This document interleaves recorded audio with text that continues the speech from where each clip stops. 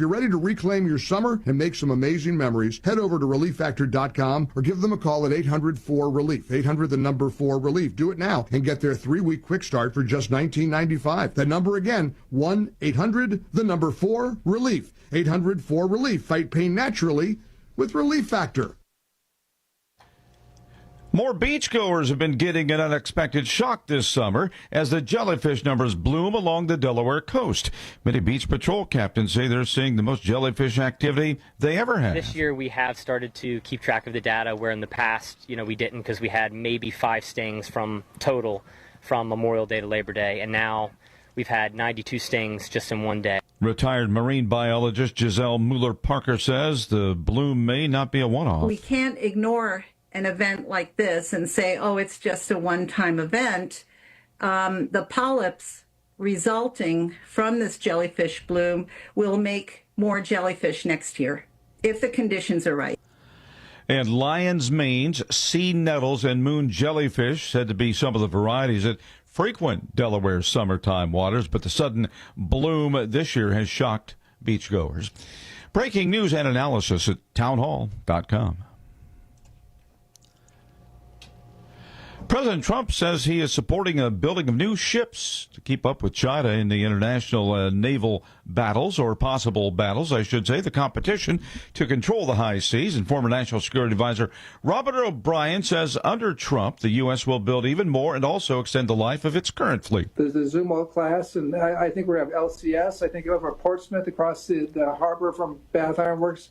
We're going to see some LA-class subs and some Virginia-class subs get ship life extensions. O'Brien was interviewed this week by the Salem Radio Network. Nagasaki has marked the 80th anniversary of the U.S. atomic attack on the southern city in Japan. Survivors are determined to make their hometown the last place on Earth hit by a nuclear bomb. About 2,600 people attended a memorial event today at the Nagasaki Peace Park. Participants included representatives from more than 90 countries.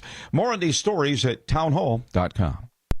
This is Larry Jones, and I'd like to talk to you about my bank, American Eagle Bank in South Elgin. Has your bank changed names in the last 10 years? Is your bank another faceless branch with headquarters in another city? Are you tired of earning next to nothing on your savings account or certificates of deposit, or does your personal banker treat you like a stranger?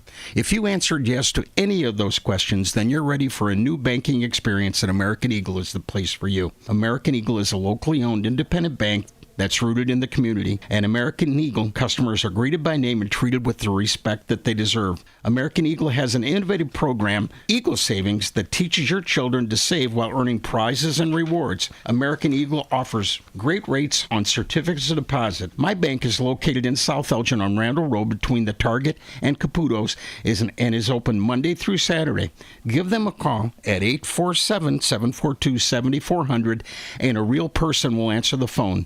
American Eagle Bank, a place where you matter. It's time to wake up and get on the rise with all things Chicago sports. And your host, Mike Napolitano. I'm Italian. I get yelled at all the time. This is normal for me. Are you kidding me? I love it. With the Italians, we get really high, we get really emotional, and then we bring it right back down. And I'm just in the right back down part right now. Dalton Cooper. I think this is the year. I think this is the year he throws for over 4,000 yards. I think Ben Johnson has an understanding of how to take a quarterback and elevate. We've seen what he's done with Jared Goff. Obviously, Jared Goff had gotten to a Super Bowl, and he was working with Sean McVay, but. And Brandon Combs. To tell me that a guy in Barry Bonds, who in 2004 has more hits and intentional walks than swings and misses. For a guy who watches Luis Robert and cheers him on, you're going to tell me Barry Bonds does not belong in the Hall of Fame? You are out of your mind, sir. On WRMN 1410 AM, the voice of the Valley. Welcome into AM 1410 WRMN. You're listening to On the Rise here on a beautiful Saturday, August 9th morning. Myself, Mike Napolitano, joined in studio and on the board by Nick Johnston. Nick, how you doing? All good. Ready to rock and roll this morning. Absolutely. We'll be joined by Dalton Cooper a little later on in the afternoon. Afternoon, I should say, and still in the morning. Very much so, 2-hour show, as he is at the Live Golf event in Bolingbrook, Illinois. Ooh. So we'll get a little bit of insight there. No Brandon Combs this week, I don't believe. I didn't hear anything from him. I don't see anything on our This man's still alive? on our Zoom call. So Is he still alive? I don't know. We'll have to double check, but you can find all of us on X. Brandon is at Real Combsy, myself at Mike Napolitano or the Italian Bread Man. Dalton Cooper is just Dalton Cooper, and Nick Johnston, N Johnston 6351. You can follow us on Instagram as well. All of our socials pretty much the same on there. And then also we have the On the Rise account. That's on_the_rise_1410. It's the same on TikTok as well. So be sure to keep up with all of our content. We're not always bringing it to the show. Some of it's more suitable for the Instagram platform or Facebook. I know we've got the WRMN account as well, so be sure that you're tuned in and following. Hit that little notification bell as well. And same here if you're watching on YouTube. But if you're listening on the radio, you won't be able to see me wearing my orange. It's not Bears orange. We'll get into Boomers in a little while, but we got to start out with Bears training camp because the season, Nick, is finally upon us. oh yeah. We've got preseason, of course, coming up this Sunday, tomorrow, against the Miami Dolphins. But I don't know.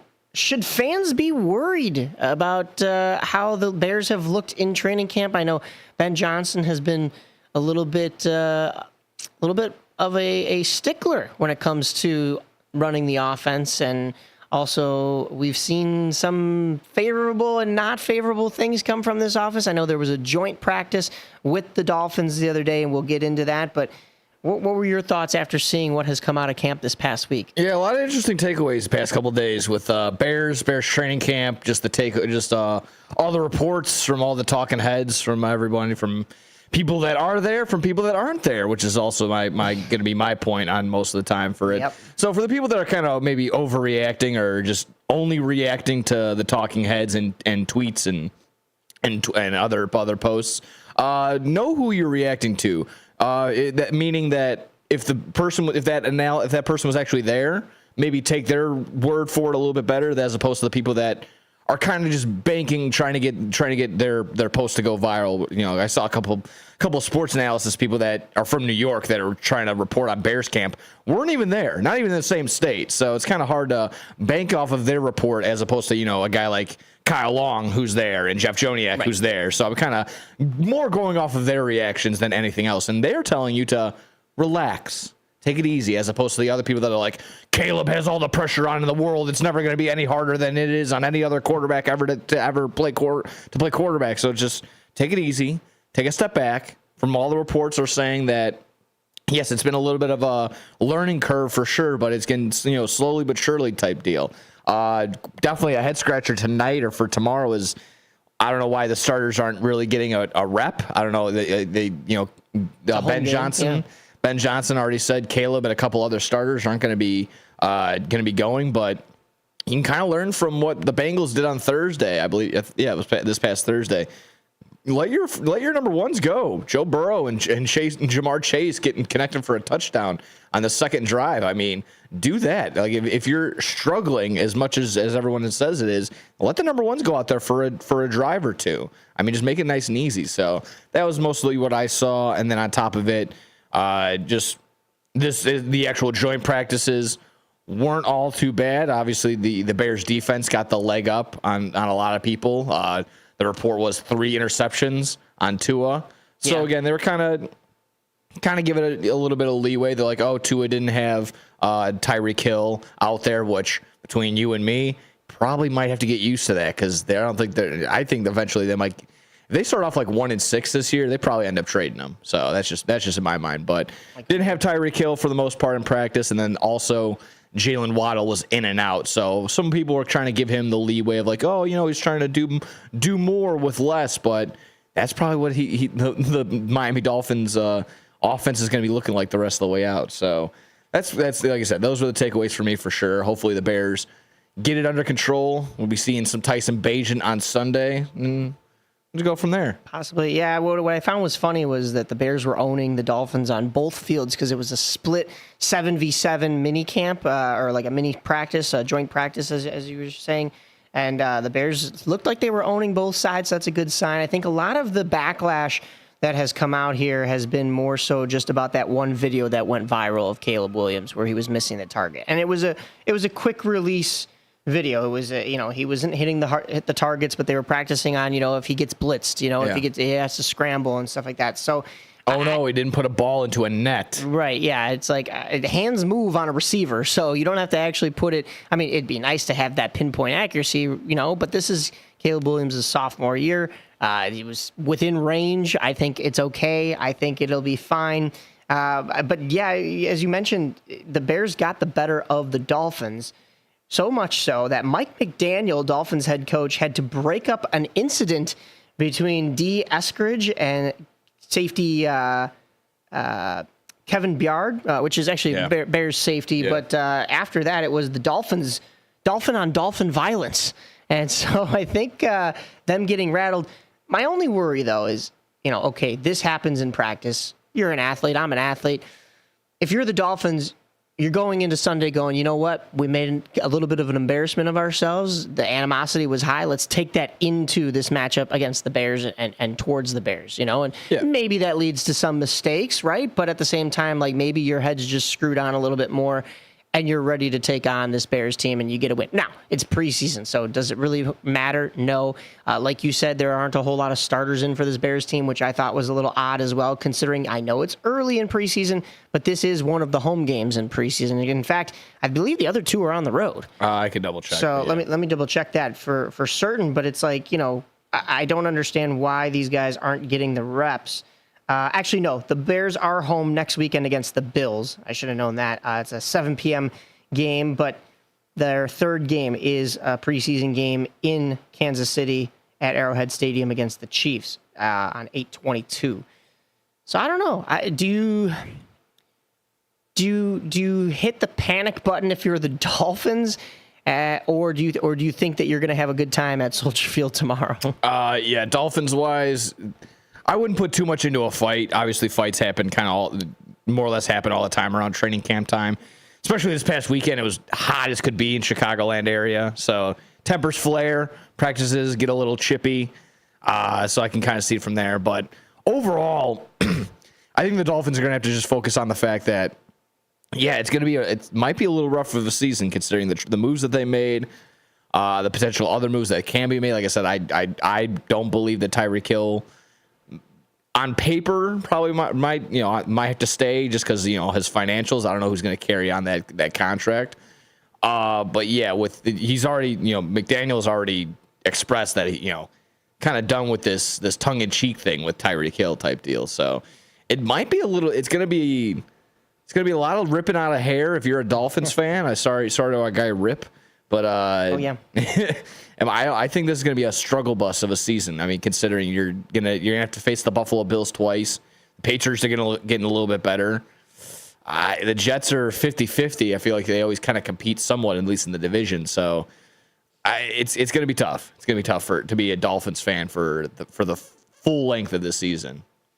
Well, we shall see, and you can see and listen if you're tuning into the Bears game. Most likely, you can find it right here on AM 1410 WRMN. However, we will not be carrying the preseason games. So we will still have a pregame show. Nick, you are actually jumping on tonight after the first edition of Blow the Whistle right here on WRMN. Yeah, so Blow the Whistle tonight at 5 p.m. Central. I understand White Sox game will be happening on the radio waves, but over on the YouTube side of things, we'll be having our first inaugural Blow the Whistle episode right here on WRMN 1410.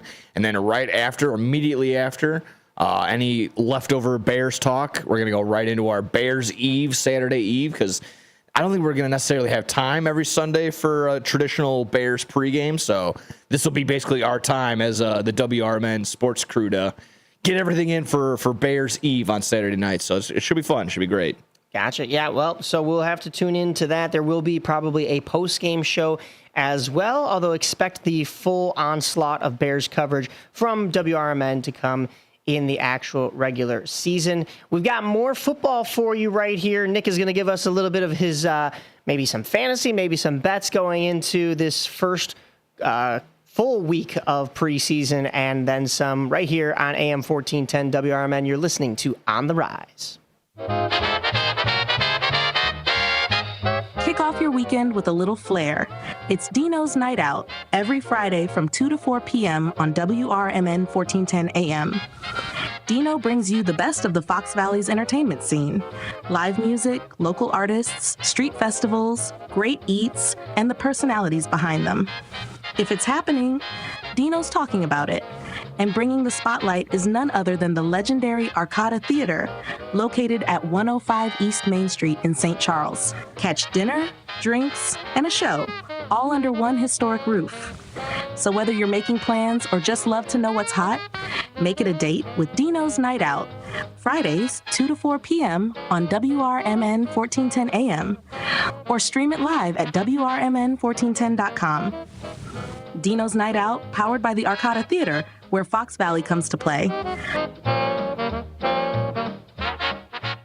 When disaster strikes, flood or fire, every second counts. At Emergency Construction Group, they specialize in immediate response and same-day service for any residential, commercial, or industrial emergency across the Chicagoland area. With over 30 years of experience, they've got the expertise, manpower, and equipment to handle any size loss fast. They follow strict IICRC guidelines to restore your property the right way, the first time. Their team values transparency, constant communication, and strong ethical standards because your peace of mind matters. Licensed, bonded, and insured, they're here for you 24/7, 365 days a year. Call 855-4ECG now. That's 855-432-4669. Or visit their website at emergencyconstructiongroup.com and let Emergency Construction Group put your life back together one step at a time. That's Emergency Construction Group. Your satisfaction is their passion.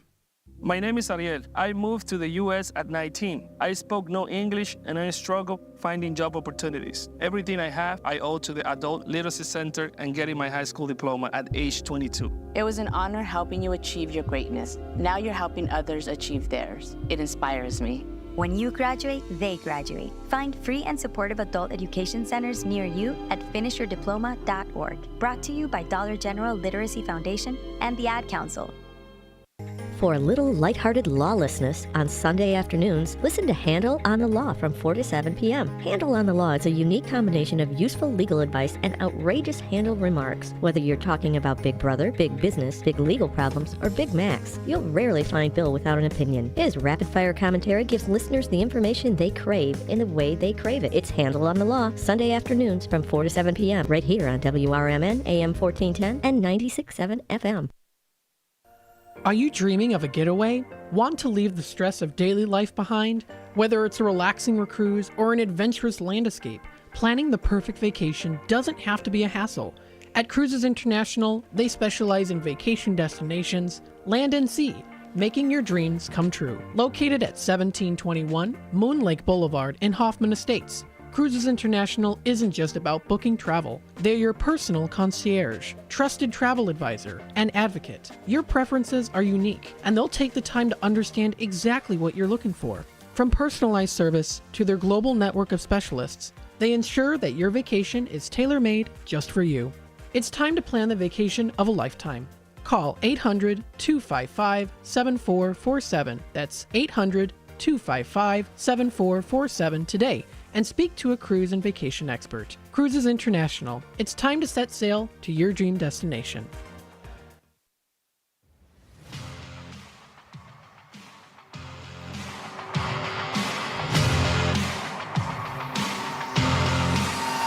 Welcome back to AM 1410 WRMN. You're listening to On the Rise. Myself, Mike Napolitano, with Nick Johnston on the board.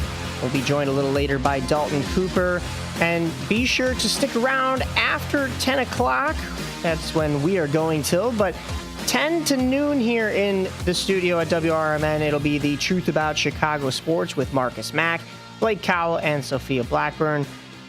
Nick, before we get into later on today, we're going to actually jump to tomorrow. We have this big matchup between the Bears and the Dolphins. It seems as though ESPN has the game odds at minus 110 for the Dolphins, minus 105 for the Bears. So it's fairly close. I mean, yeah, it's a preseason game. Noon start time, noon kickoff at Soldier Field tomorrow. The game time weather is supposed to be partly cloudy. 86, though.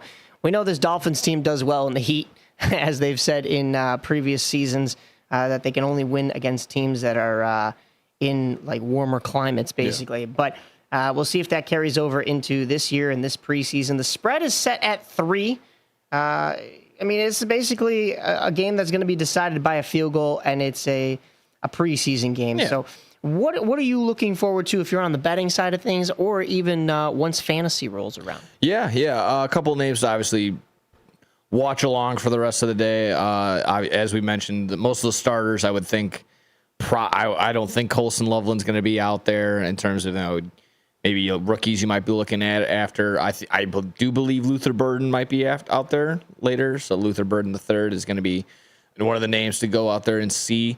And honestly, that would be one of the names that would be lower end of your draft in my mind. That just worth taking a shot after, especially in drafts that you draft only rookies and then hold on to them type deal. So I guess that could be the case for some, because again, a lot of upside. There's been a lot of high praise for Luther Burden coming off, and not just in the Bears realm. There's been outside noise from the NFL, so that's been nice. In terms of this game, obviously, like I just mentioned, the spread being only 3 points, exactly that. The money line is basically a easy pick 'em right there, -110, -105. So even Vegas is kind of just like, it's a game. Yeah, it's happening. Exactly. We don't really have any reason to lean either which way. So again, I think that could be the case. In terms of like numbers, if you're really getting down and dirty, if you're actually going to be betting on this game in any sort of way, maybe look at Tyson Bagent's passing yardage. I don't know what the line is at for there, but if he's going to be playing a majority of this game, I would think kind of like how Shedeur Sanders was set at like 110, 120 yesterday, and he hit that. He was at like 140. It could probably be the same thing for Tyson Bagent again. Probably going to be getting the majority of the snaps this game, with maybe seeing a little bit of Case Keenum, maybe seeing some Austin Reed at the very end. But in terms of, again, Luther Burden is what my eyeball is going to be on if he's going to be out there. But also Kyle Monungai, the running back, who for some, again, kind of getting a little bit of some high praise, but I see him over on the Bears depth chart at like the 5th ranked running back, even behind Travis Homer, which kind of I scratch my head at that one a little bit. I don't know what exactly Travis Homer brings more than what a younger kid might bring, but hey, I'm not at the field right now. I'm not eyeballing practice, so we'll see what happens there. So again, I'll say go. I'll lean Bears. It'll be nice getting that little extra 105, a little extra juice, but betting preseason games is always so tough. Right. Always so tough. Yeah.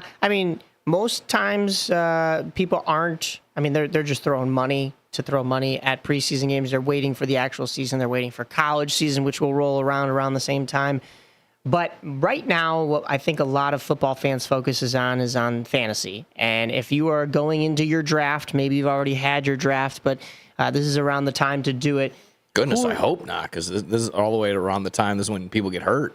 That is true, yeah. So you may want to give it two weeks or so before the start of the season. Yeah. So, but you're building, right?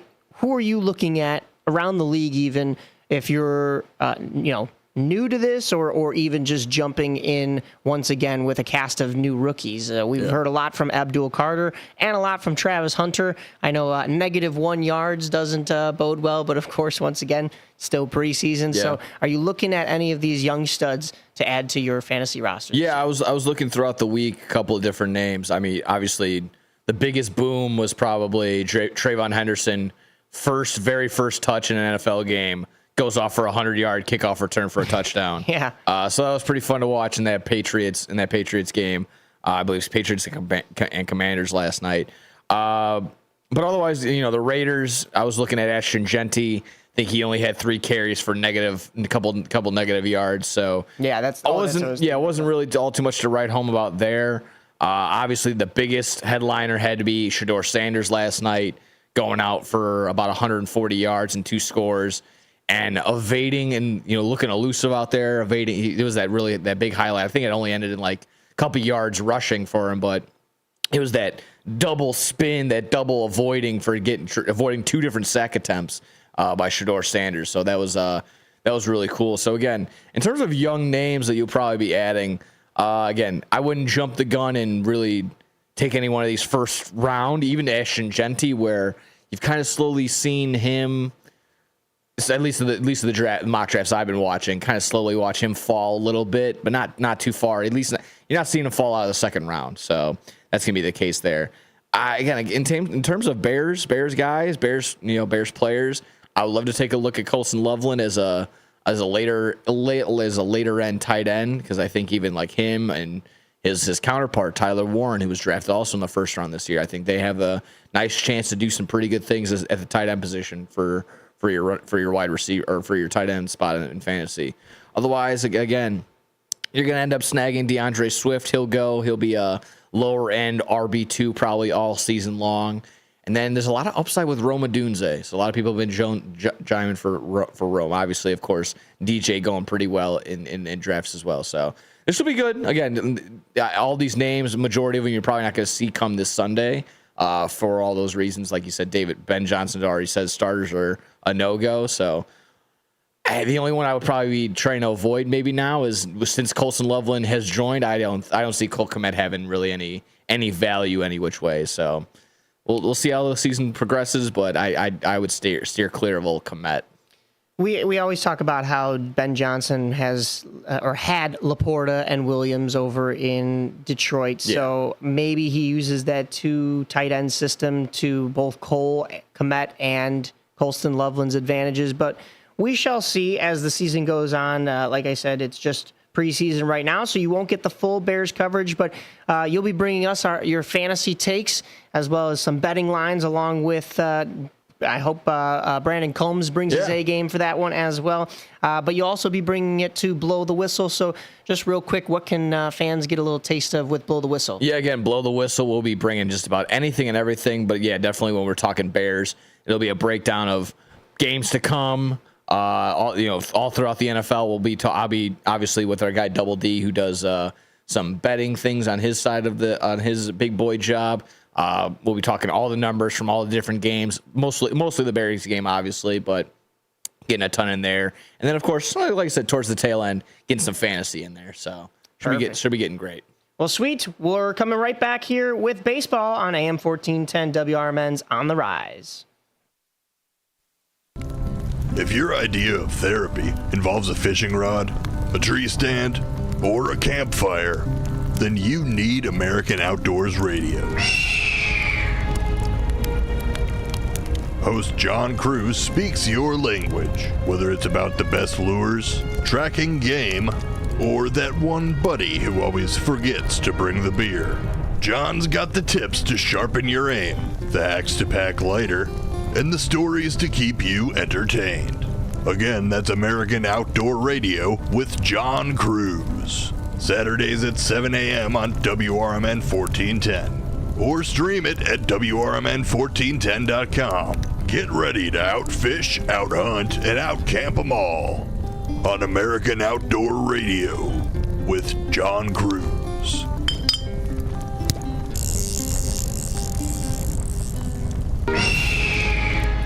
Do you own an annuity, either fixed rate, indexed, or variable? Are you paying high fees and getting low returns? If so, Annuity General would like you to have this free book to learn the pitfalls and mistakes of buying an annuity. The Annuity Do's and Don'ts for Baby Boomers contains the little-known truths about annuities, like how to help reduce your fees and increase retirement income. And it's free. That's right, free. As a bonus, we'll also throw in a free annuity rate report just for calling. We researched over 1,000 annuities and summarized rates and benefits from financially strong insurers. You get Annuity Do's and Don'ts for Baby Boomers and the Annuity Rate Report, both absolutely free for calling Annuity General today. Hurry, supplies are limited. Call now. 800-760-1845. 800-760-1845. 800-760-1845. That's 800-760-1845. When you're high, you feel different. You think different, you talk different, you draw different, you listen to music different, but you probably knew that. Problem is, you also drive different, and not in a good way. That's why driving high is illegal everywhere. So if you're high, just don't drive. Make a plan to get a sober ride. Because if you feel different, you drive different. Brought to you by NHTSA and the Ad Council. It's easier than you think for pests to threaten your family's health. Ticks, which spread dangerous diseases, hide in tall grasses and even on your pets. Rodents easily invade your home, contaminate food, and can carry more than 35 diseases. Mosquitoes, which breed in standing water, transmit many diseases. Get the facts you need to protect your family at pestworld.org. It's that easy. A public service message from the National Pest Management Association.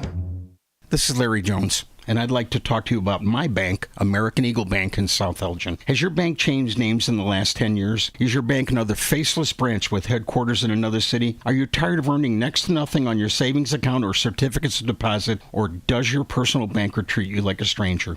If you answered yes to any of those questions, then you're ready for a new banking experience, and American Eagle is the place for you. American Eagle is a locally owned independent bank that's rooted in the community, and American Eagle customers are greeted by name and treated with the respect that they deserve. American Eagle has an innovative program, Eagle Savings, that teaches your children to save while earning prizes and rewards. American Eagle offers great rates on certificates of deposit. My bank is located in South Elgin on Randall Road between the Target and Caputo's and is open Monday through Saturday.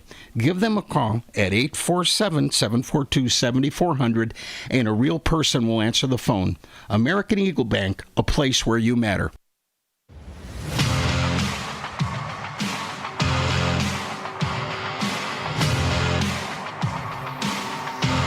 Welcome back to AM 1410 WRMN. You're listening to On the Rise. Nick Johnston on the board, myself, Mike Napolitano, and in about a half an hour we'll be joined and called in by the one and only Dalton Cooper, who is at the Live Golf event in Bolingbrook. But before we switch it over to the greens, we got to go to the infield. Last week, I wasn't even in the studio because I was on my way to the Bristol Motor Speedway game on that Saturday. The Fan Fest was fun. The pregame concert was fun. The impending thunderstorm that was hitting at 7 p.m., not so fun. Of course, we didn't get too much of the actual lightning and thunder. It was mostly just rain, but that's enough when it was pouring like that to delay the game. It was torrential. Yeah, it was bad, and they were planning on restarting the game around 9:40. The skies cleared up around 9:10-ish, and so people started kind of heading back towards their seats at around 9:15.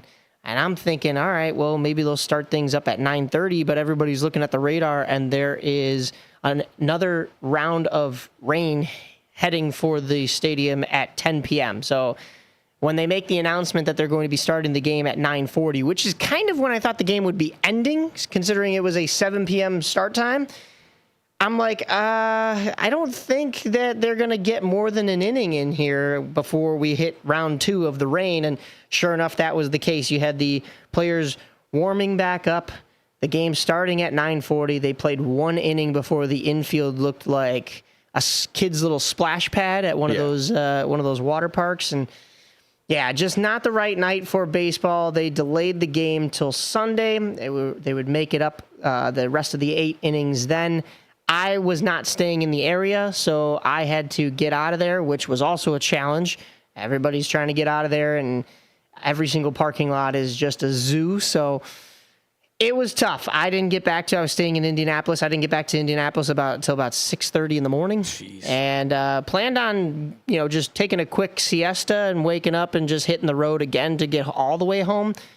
Because, at that point, you're only 3 hours away from home, but it was drive another 3 hours and get home at 9 a.m. and then sleep the whole day, or crash here at 6:30, hopefully wake up at 9, get home by noon. That didn't happen either. I slept right through the alarms, and I was like, you know what? I'm just going to chalk it up as a wasted day. We'll get back late Sunday and just kind of chill for the rest of the evening. And it was a great experience, though, and we'll have hopefully my buddy Trevor Fonstrom, who I ran into, we'll have him jumping on this show hopefully next week at some point to talk about the experience, because he did get a chance to stay. The MLB was kind enough to rearrange his travel plans so that he could stay the extra day, so we'll get his little take on that. But it was cool. It was a kind of an excuse for the Iowa game, the Field of Dreams game, and then also MLB's response to like having a unique game in the sense of like,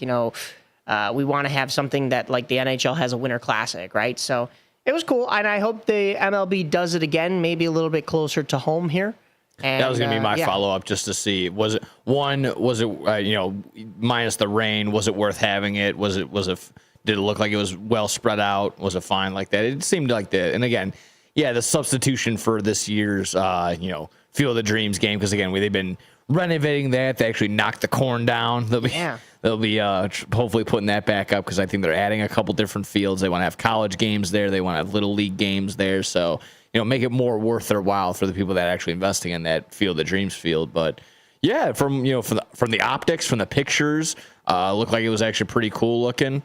Hopefully they do something similar to that again. There were supposed to be well upwards of about 100,000 plus people between the actual tickets that were set up for seating, and then just kind of the walking around foot traffic that was going to be happening around the Bristol Motor Speedway. So seems like it was fun. Seems like it's fine. And then glad there was no race schedule conflict, because that would have been brutal if there was the game the one night and then have to get started up for the race the next day. That would have been a little bit of conflict right there. But glad the schedules were all good. They're smart out there. Yeah, I heard some people, I don't know if it was you or you and I, we were talking, and somebody was like, "Oh, I wish they would have like the race going on." We had been joking at our last job. Yeah, I was like, nope, not with those home run balls flying. So they did have a home run pace car that went around with a flag. That's cool. Every time a player would hit a home run, it was just 2 home runs by the same guy. I forgot who. Yeah, let me. I'll double check on that information. But listen, it was quite the. Quite the performance. So what I would like to see from the MLB is 2 teams that are a little bit closer to home for me, and 2 teams that I care a little bit more about. Yeah. In a similar setting, I didn't know that a raceway like that could hold something like that. Although we, as On the Rise, have been to the Indy 500 twice now, so I mean, you definitely have the space there. So I guess a normal racetrack is the same thing. To answer that question as far as who hit the 2 home runs for the Atlanta Braves, who ended up taking the win in that one. That was, who was it? They don't have him listed on the roster. That's crazy. Well, let me do some research, but we have to go a little bit closer to home here and talk White Sox baseball. It's looked a lot better than it actually has been this last week, I will say. Saturday, the White Sox continued in the win column with a 1-0 win over the Los Angeles Angels to take the series. But then Sunday, the White Sox were leading 5-0 and then fell 8-5 to that Angels team after giving up 3 in the 6th, 2 in the 7th, and a 3-run home run from Tyler Ward in the 9th. Tyler Alexander slated with the loss there, but it was Colson Montgomery with a 3-run shot in the 1st. His single also scored Luis Robert Jr. in the bottom of the 3rd. So a 4 RBI day for Montgomery. Colson Montgomery has looked phenomenal since being brought back up for this White Sox team. He's putting up similar numbers. I believe there was I'll pull up the exact stat, and CHSN shared it. Hadn't seen this number, hadn't seen this stat with the amount of at bats, something with the amount of home runs since Mark McGwire. And I said, you know what, close enough. Welcome back, Big Mac. He's been so much fun to watch, and that's been the word. While wins haven't necessarily have been the result of every single one of these games, 74 losses. It's just been fun to still be able to watch this young talent slowly and surely develop over time. Again, I was okay with Luis Roberts staying, and like I said, it could slowly turn into something where you see Colson Montgomery still developing and doing well. Kyle Teal's doing great. You see Edgar Carroll just picking people off from behind the plate. It's been fun to watch that, even on the defense, like on the defensive side and on the offensive side. So, yeah, again, wins are overrated. No, I'm just kidding. No, for this team right now, wins aren't the end all be all right now. Here's the thing. I guess the not the best game, but the best summary of this season was maybe this losing in Seattle 8-6 the other night, where a White Sox team of last year wouldn't even they would have laid down and died. Simply would not have even been close. Wouldn't have been able to put up any sort of fight come the last 3, last 7, top of the 7th, top of the 8th, top of the 9th. Like they would have just been no reason to even have those at bats type deal. Right. Now you're getting competitive at bats, even from guys like Michael A. Taylor, who's putting up a solo shot to get you a little bit closer. And then, like I said, Michael Talkman is always helping you and just at least getting on base type deal. So I don't want to say, there's, like I said, they're not competitive, clearly being 30 games below 500, but they're still, they're still trying. Like there's still that fight, even being late, even knowing where they're at in this season and for what it's been the whole time. There's still a fight. And I kind of attest that to Will Venable just being able to be a leader of men in that locker room. So I think, like I said, the mindset has changed 180 for this White Sox team. I can only hope eventually we can start getting some skill and some talent all throughout from top to bottom. No doubt. You mentioned that 8-6 loss for the White Sox against the Mariners. That was one of 3 as the White Sox get swept. So that losing streak heads to 4 games after that Mariners series. But the highlights for the Mariners series were not the 1 2/3 innings pitched by Jonathan Cannon. Gave up 5 in the second, 7 earned runs in total, so 7-0 by the end of the second. But like you said, the White Sox came back in those later innings, a 3 spot in the 7th inning, and then that solo home run from Michael A. Taylor in the 9th. So, I mean, the last game of it, too, where down 2-0 off the 2-run, the Rosarena home run, and then Brooks Baldwin hits a homer. Yeah. Michael A. Taylor again hits a homer to tie it up. Exactly. Michael A. Taylor in the 5th and Baldwin in the 7th. Flip it. I feel like I had it flip for sure. But still, you're not wrong. Takes him to the 11th, and then, like I said, with still opportunity, they could have lost in the 10th, and they still were able to get it back there. So again, it's the results you're not getting over there, you're not getting the win because there is still a lack of talent. But again, just to be there is like, all right, there's something. Chris Getz, you got me here. Let's see what happens. Another milestone that has happened. Well, actually, before I get into the milestone, we got to talk about Colson Montgomery because, as you mentioned, he is breaking records. He's the 3rd White Sox ever to have 8+ home runs and 24 or more RBIs in their first 26 games, and that, of course, was within his first 94 at-bats for this White Sox team. I mean, this guy is producing at a rate that White Sox fans have not seen in quite some time. So that is always a good indicator of him adjusting, of course, to the big leagues. But the White Sox, even as of this past week, since the All-Star break, they're raking. They had the most home runs of any MLB team since the All-Star break.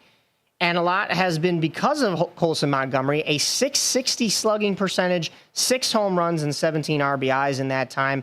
Miguel Vargas, though, slugging percentage at .519. Even Lenin Sosa batting .381 since the break, .997 OPS, 12 RBIs. Mike Tauchman, .318, .591 slugging percentage. I mean, these guys are just hitting the ball, and so is Luis Robert Jr., who has a .400 batting average since the All-Star break, 9 RBIs, and 6 stolen bases. Now, with those 9 RBIs coming off of a few of them coming off of home runs, Luis Robert has entered a specific category for the White Sox as well. He has now entered the 100-100 club. Of course, he's played his entire career with the White Sox, so all 100 of his career home runs and all 100 of his stolen bases are with the White Sox. So congratulations to Luis Robert Jr. Unfortunately, the milestones in that Seattle series were not enough to get the White Sox a win as they were swept. So the losing streak, as I mentioned, went to 4 games. It hit 5 last night as a 9-5 loss back at home to the Cleveland Guardians. Includes the White Sox. Once again, Colson Montgomery hitting a home run, but just not able to get the final result. First We Feast was there, though. That is for those that don't know, Hot Ones Challenge. If you've ever seen the celebrities eating hot wings and answering questions, Sean Evans is a local Chicagoan, a big White Sox fan growing up. So they did a collaboration with the White Sox and Hot Ones, so that was cool to see throughout the first pitch. Of course, it was a Friday night game, so the White Sox and even Sean Evans were in those new City Connect Bulls-inspired jerseys. That was really cool to watch as well. But those hats, man, oh yeah. Yeah, that's the City Connect hat. The First We Feast hats, though, the Hot Ones hats, those sold out like hotcakes. Those were gone sold out like wings? Hot wings? Hot wings, yeah. Honestly, sold out like hot wings for sure. So it was cool if you got one. If you were at the ball game last night, I was not there in attendance, but I'm jealous of anybody that was, despite the loss. The Sox continue with Cleveland today and tomorrow. That'll be a 1:10 game on Sunday, 6:10 game today and a 1:10 game on Sunday, as we have Shane Smith and Sean Burke set to start up in the on the mound for the White Sox. Monday through Wednesday will be a series with the Detroit Tigers at home. 6:40 on Monday and Tuesday, and 1:10 on Wednesday, followed by the White Sox going on the road Friday through Sunday at Kansas City. The Royals always seem to have the White Sox number, but we'll see if the White Sox can get the better of them in Missouri. 7:10 on Friday, 6:10 on Saturday, and 1:10 on Sunday. You can listen to all of the White Sox games right here on AM 1410 WRMN. However, once that Bears schedule starts, and we start hosting those Bears games, there's going to be a little bit of conflict probably here and there. So get your White Sox fill while you can. All of those games are also televised on Chicago Sports Network. All right, we've got. Did you have one more point for Sox talk right there? I thought I did, but never mind. I think we're good on that one. Okay, I didn't want to cut you off, but I do want to get us over into the north side. We won't have our expert Brandon Combs here with us today, but we will be talking some Cubs right here on AM 1410 WRMN. You're listening to On the Rise, myself, Mike Napolitano, and Nick Johnson holding down the fort. Let's go! You're still glowing, flirting, grooving. You've still got it. But your immune system weakens as you age, making it harder to fight flu, pneumococcal pneumonia, RSV, and COVID-19. Vaccines are a key part of any health routine and help strengthen your immune response. Ask your doctor or pharmacist which vaccines you need. Schedule in minutes at vaxassist.com. Sponsored by Pfizer. A recent Gallup poll indicated that 38% of Americans are putting off health care because of financial concerns, the highest ever recorded. I'm Dr. Bob Martin, here to serve you every Sunday afternoon from 1 to 4. Millions of Americans are seeking health advice that will not cost an arm and a leg, so I offer health tips and advice absolutely free. Listen to my show, Sunday afternoons from 1 to 4 right here on WRMN, AM 1410 and 96.7 FM, the voice of the Valley. Most people out here think that taking care of one another is important. And most people would step up for a neighbor going through a tough time. Most people around here help out friends and family when they need it. But the funny thing is, most of us won't look for help when we need it. If you're struggling with mental health, you should know that there are resources out there that can help. And it's okay to talk about it if you need to. One place to get started with information is loveyourmindtoday.org. Loveyourmindtoday.org offers a range of guides, instructions, and insights for dealing with difficult situations or getting through a tough time. If you're struggling with mental health, get the help you need, because most people out here really care. Visit loveyourmindtoday.org. That's loveyourmindtoday.org. Brought to you by the Huntsman Mental Health Institute and the Ad Council. For nearly 50 years, the DuPage Senior Citizens Council and Kane Senior Council have been dedicated to serving seniors in DuPage and Kane counties. Established in 1975, the DuPage Senior Citizens Council is a volunteer-driven 501c3 non-for-profit organization committed to helping older adults live with dignity. From providing nutritious meals to offering support services, the Kane Senior Council is there every step of the way. With programs designed to enhance independence and quality of life, they're proud to make a difference in the lives of their senior neighbors. To learn more or to volunteer, visit them at 418B Airport Road in Elgin or head to their website at caneseniorcouncil.org. Give them a call at 630-338-0999. That's 630-338-0999. That's the Kane Senior Council, caring for seniors because they deserve to live with dignity and respect. Visit caneseniorcouncil.org or call 630-338-0999 today. The Live Like Roo Foundation is a 501c3 charitable organization that assists owners and their pets through a cancer diagnosis by providing financial and emotional support. In memory of a dog named Roo, the foundation helps local shelters and rescuers by sponsoring animals with cancer who do not yet have a forever home. Live Like Roo is a beacon of light during a dark time. For support for your pet or to donate or volunteer, please go to livelikeRoo.org. Again, livelikeRoo.org. There's nothing like when you get that part from eBay and it just fits. Yeah, the first time. So you can do less of this and get right back to more of this. At eBay, you'll find all the parts you need, guaranteed to fit, at prices you'll love. Sounds good, doesn't it? eBay, things people love. Eligible items only. Exclusions apply.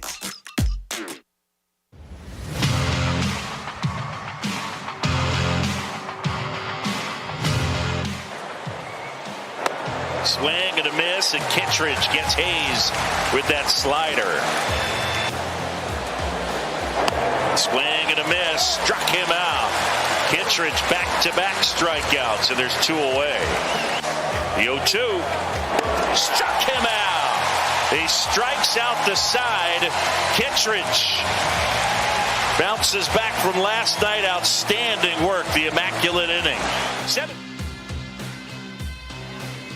That was, as you heard, Andrew Kittredge with an immaculate inning for the Chicago Cubs, courtesy of Marquee Network. But the Cubs, despite that immaculate inning, they also didn't have the best of weeks this past week, especially for an aspiring playoff team that has just lost the NL Central lead to the Milwaukee Brewers. We kind of covered that a little bit last week, but that lead has since grown for the Milwaukee side of things. The Cubs did lose 2 of 3 to Milwaukee last week. They headed into the weekend with a series in Baltimore in which they took 2 out of 3. We covered that 1-0 win for the Cubs, followed by that Saturday 4-3 loss, but the Cubs take the rubber match 5-3 on Sunday. Then they enter a crucial series with Cincinnati. Now, Cincinnati was looking to get back into the win column after that Bristol Motor Speedway game, and that was, in fact, the case Monday. The Cubs just barely able to tie things up, but wait, a review on the play, and it turns out that running to first has been a little bit of a challenge for the Cubs this year, as what would have been the tying run doesn't actually cross home, and the play is reversed as there's an out at first base, and that was a dagger for Cub fans because it was a 3-2 final right after that. That would have been the tying run, and maybe that game goes a little bit differently for the Cubs had Cincinnati given up that tying run in late in the game, I believe that was as well. Any loss right now is a gut punch, but something like that where it's just kind of easily could have just overwritten that. Oh, just simply just doing the right thing at the right time could have got you right there. So again, any loss right now is not good, considering Milwaukee's just on an absolute heater.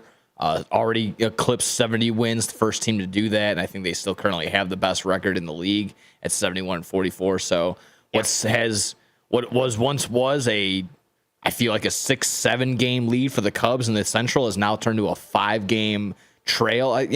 The sky is not falling. They are still, I think they're still number 1 in the NL wild card. But that's just something you don't want to hear when You've been so dominant all year long. You have the names on the roster that you do. So right now, 5 games below 500 or 5 games below in the division just is not where you want to be. No, that's for sure. And that was in fact the 7th inning in which Willie Castro scored on that Swanson chopper to third, and was originally ruled safe. But then the replay review showed that Swanson missed the bag entirely as he crossed first base. Whoops. And so he was ruled out, and that run did not actually count. So a dagger for the Cubs. They move on after this Cincinnati Reds series after losing 2 of 3, not in the fashion that they wanted to either. A 5-1 loss on Tuesday. They do get the 6-1 win on Wednesday, but they move on. Last night, a game in St. Louis. St. Louis gets the victory 5-0, a shutout. So Cubs are now 66-49. And in their last 5 games, They are 2-3. It's not where you want to be especially when you look at the last 10 games. They're 4-6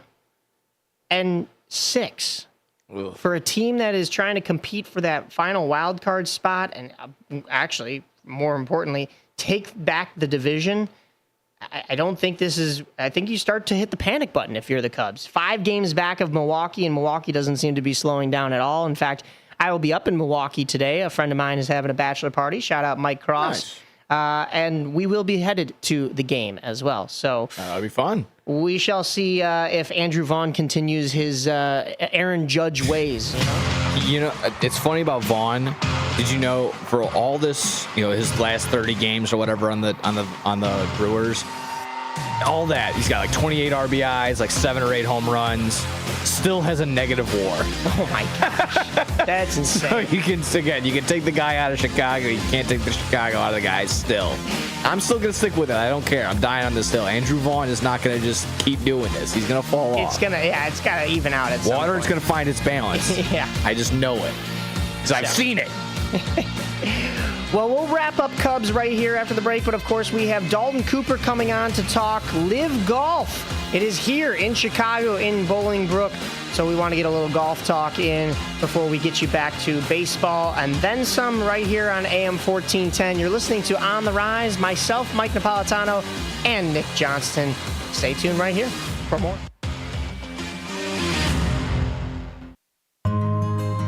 For nearly 50 years, the DuPage Senior Citizens Council and Kane Senior Council have been dedicated to serving seniors in DuPage and Kane counties. Established in 1975, the DuPage Senior Citizens Council is a volunteer-driven 501c3 non-for-profit organization committed to helping older adults live with dignity. From providing nutritious meals to offering support services, the Kane Senior Council is there every step of the way. With programs designed to enhance independence and quality of life, they're proud to make a difference in the lives of their senior neighbors. To learn more or to volunteer, visit them at 418B Airport Road in Elgin or head to their website at caneseniorcouncil.org. Give them a call at 630-338-0999. That's 630-338-0999. That's the Kane Senior Council, caring for seniors because they deserve to live with dignity and respect. Visit caneseniorcouncil.org or call 630-338-0999 today.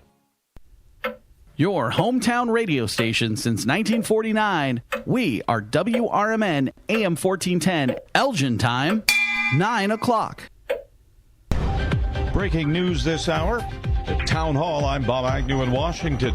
President Trump is dispatching federal law enforcement officers to the streets of Washington, D.C. Here's White House correspondent Greg Clugston. For at least the next week, there will be an increased presence of federal law enforcement here in the nation's capital to combat crime. The White House says Washington, D.C. is an amazing city, but it has been plagued by violent crime for far too long. The beefed-up police presence comes as the president has suggested that his administration could fully take over running the city. Greg Clugston, Washington. Haya Panjawi reports on developments in a manhunt following that fatal shooting in Montana. Authorities say the man suspected of killing 4 people at a Montana bar is in custody. The capture of the man prompted a lockdown of a neighborhood. 45-year-old Michael Paul Brown was captured 7 days after the August 1st shooting at the Owl Bar in Anaconda. That's about 100 miles from Missoula. Montana authorities have not said what sparked the shooting. Brown served in the Army as an armor crewman and was deployed to Iraq. Authorities said Brown lived next door to the bar. I'm Haya Panjwani. Fast-moving wildfires in Southern California forced thousands of people to evacuate already and prompted emergency declarations in Los Angeles and Ventura counties. This man who lives there, Joseph De Leonardi, says a canyon fire encircled his cul-de-sac, but he told ABC 7 Los Angeles he has a lot to be grateful for. Last night, when these men were here, the fire, the flames, the actual flames started back of this house, and they wrapped all the way around 180 degrees on that ridge, all simultaneous. It was a fireworks show for 6 hours. The canyon fire, which ignited on Thursday, has already scorched nearly 5,000 acres. More on these stories, townhall.com. Wesley Financial Group is not a law firm. Hi, I'm Chuck McDowell, the timeshare cancellation guy. In 2011, I founded Wesley Financial Group with one goal in mind, to help honest folks out of their timeshares permanently. Today, I run Wesley with my two sons, a real family business, treating every client and every employee like we'd want our own family treated. That philosophy has helped us grow into the largest, most trusted timeshare cancellation company in the United States. Fortune magazine even recognized us as one of the best places to work. Why? Because we genuinely care. In fact, some of our former clients were so moved by their experience working with us, they joined our team so they could help others to timeshare freedom. If you're stuck in a timeshare, give us a call. Let our family help your family. Call Wesley now for your free timeshare exit kit. 800-226-5454. That's 800-226-5454. 800-226-5454. Former EPA Chief of Staff, Mandy Gunasekara, is calling out what she calls the green energy hoax. At the heart of this climate scam was selling out the U.S. economy to countries like China and India that have horrendous environmental records. And Sean O'Brien and the folks that he represents, really the workers at these industrial operations in these factories, they have struggled to compete for a long time. And Gunasekara says the hoax is not harmless. She says it's been hurting Americans. You had jobs being pulled away from Ohio, Pennsylvania, Wisconsin, rural places like where I live, and popping up overseas, all in the name of the eco-left's climate change agenda, where it made it much harder to build in this country. It made it harder for jobs to grow and for communities to flourish. You'll find breaking news and analysis at townhall.com. Former Wisconsin Governor Scott Walker says it's hypocritical for Illinois to host Texas Democrat lawmakers who oppose redistricting in their state and are holding up in Illinois. This state is a textbook example of gerrymandering. They gerrymandered the state of Illinois like nobody's business. Eric Holder has got a nonprofit. He's been working on redistricting. They used to fool so many in the corporate media into saying, oh, they're just about undoing Republican gerrymandering. Walker says he took several steps to deal with Democrat lawmakers who fled Wisconsin back in 2011. Eventually, we did things like put their paychecks in their desk instead of direct deposit. We did all sorts of other things, and eventually we prevailed. Walker was interviewed this week by the Salem Radio Network. Ukrainian President Vladimir Zelensky is dismissing the planned summit between President Trump and Russian President Putin, warning any peace deal with no input from Kiev would lead to dead solution.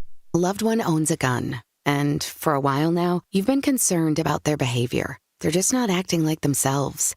They've been distant. They've been unpredictable. They've been lashing out. They've been saying things that make you worried they might harm themselves or friends or family. Or you're worried this loved one might hurt you. Maybe they recently threatened someone with their gun. You know something needs to be done, and you wish more than anything you could hit pause on this situation. Well, here in Illinois, you can. With a firearm restraining order. In extreme cases, this order temporarily prevents a person in crisis from having a firearm, giving them time to heal before they do something dangerous or even deadly. If you are worried about a loved one in crisis who has access to a firearm, learn more about firearm restraining orders at illinois.gov/pause to heal. A public service announcement brought to you by the Illinois Department of Public Health, Brady, and the Ad Council.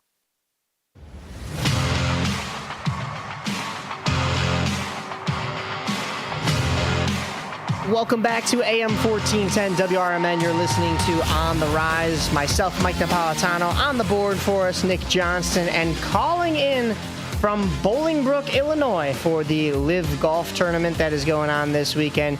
You may recognize him, usually sitting over here to my left. It is our co-host, Dalton Cooper. Dalton, how are you, and how is the golf this morning? What to do, baby? How we doing, fellas? Pretty good, pretty good. How are those greens over there? Well, the public isn't allowed in until 10 a.m. because I believe they start at noon today. Okay. So right now it's looking green as ever. It's not as matted down, at least for the walkways and stuff yet. But yeah, the greens look like they're rolling well. Because we got a couple players out here on the putting green getting warmed up, but still kind of low right now. But Good Charlotte's coming on at 5 o'clock, just in case you want to make it over here by then. Unfortunately, I'll be up in Wisconsin. I did get offered tickets to go and see Good Charlotte, who is performing.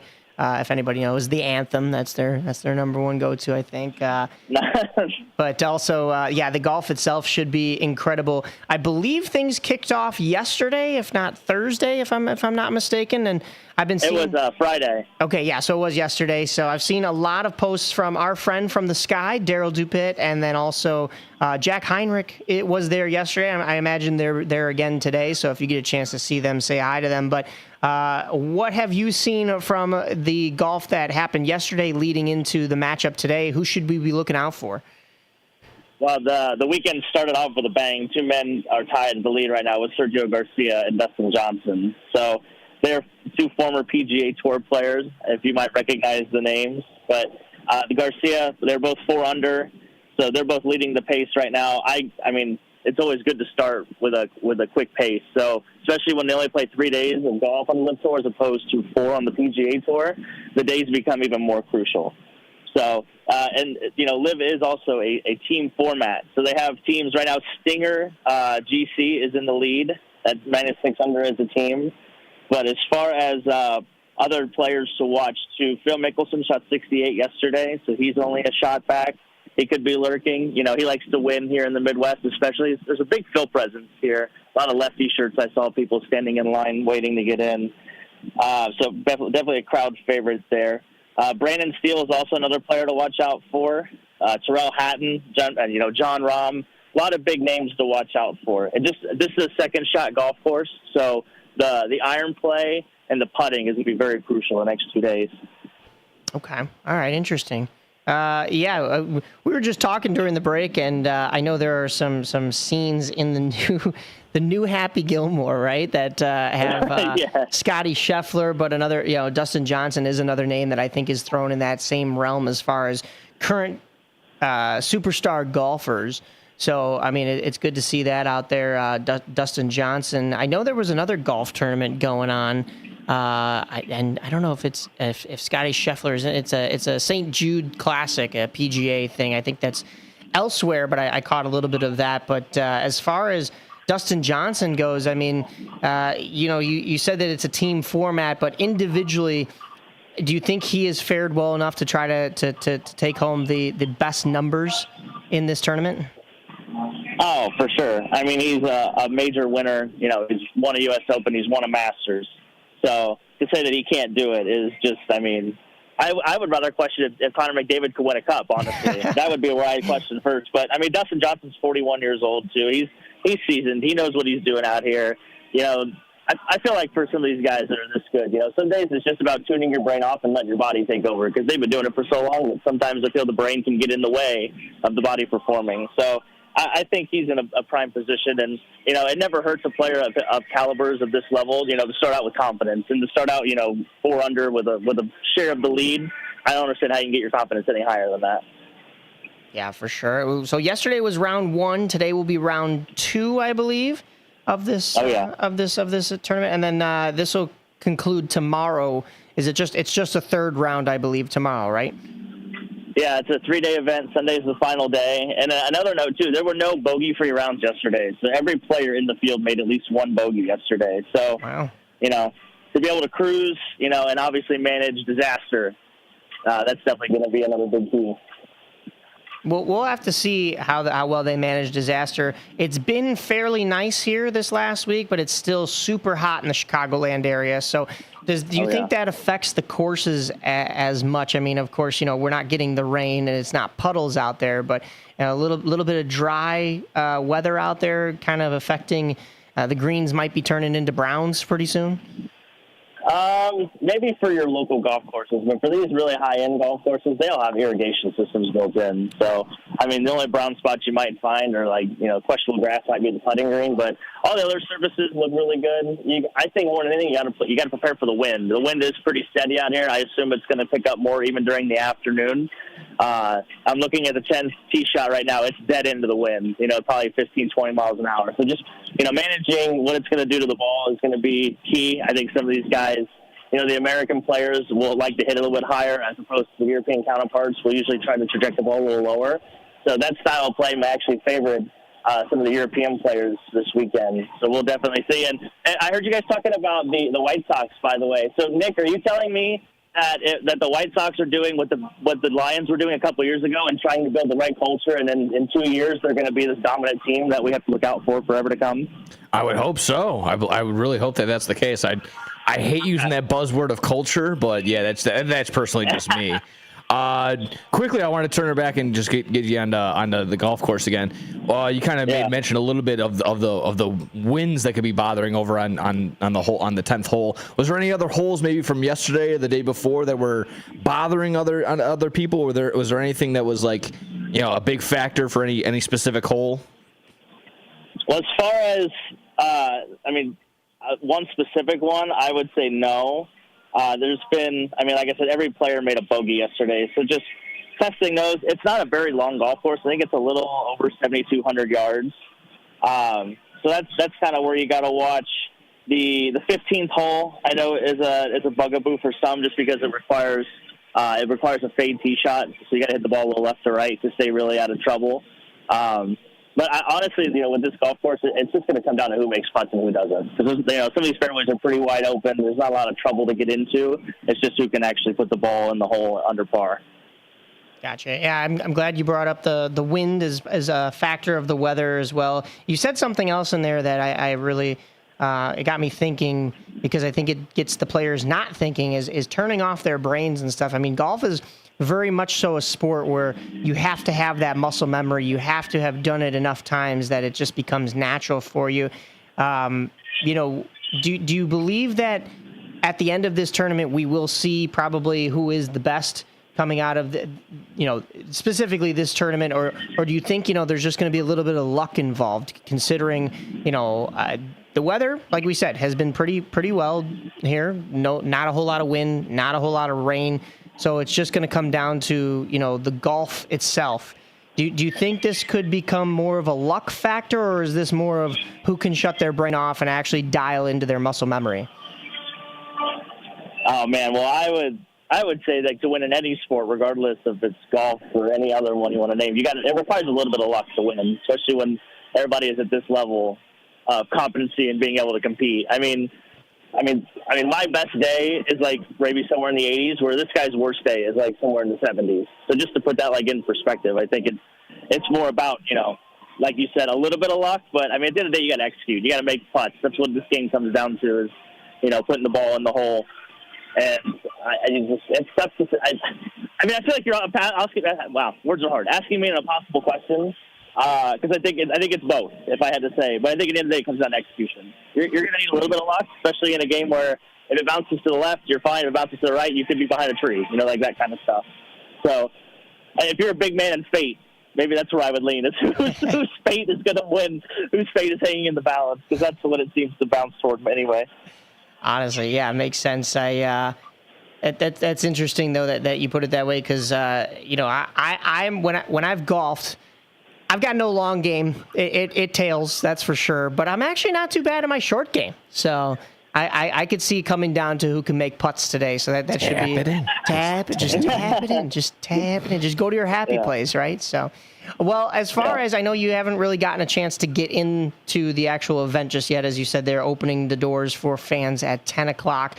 But what can fans expect if they were to attend Live Golf? Of course, you'll be there covering it, but have you gotten a chance to see any of what is offered? And we all know, I think, how hard it is to get into one of these golf events. There's a lot of wait lists for a lot of these events as well. Yeah, no, it's. I think last year they broke a record. They had over 15,000 people here in one day, or something around that number. That was last year on Saturday. So I'm assuming a big crowd this weekend. Like you said, it is hot, but it is. It's a nice day. There's not a cloud in the sky. Make sure we wear sunscreen. But there's a lot for the fans to take in when you walk in. The putting greens right here. They've got some photo ops that you can do. They've got a merchandise. Off to the farther end, which I believe is the north side or west side of the course, they have this, the stage set up where Good Charlotte's going to play after everybody's done and finished. So there'll definitely be a party going on. They have DJ speakers set up all over the course, so that if you could kind of hear the music in the background, I was trying to stay away from as far as I can. But there's definitely more of a party atmosphere. Obviously you got your adult beverages. Like I said, there's plenty of food trucks.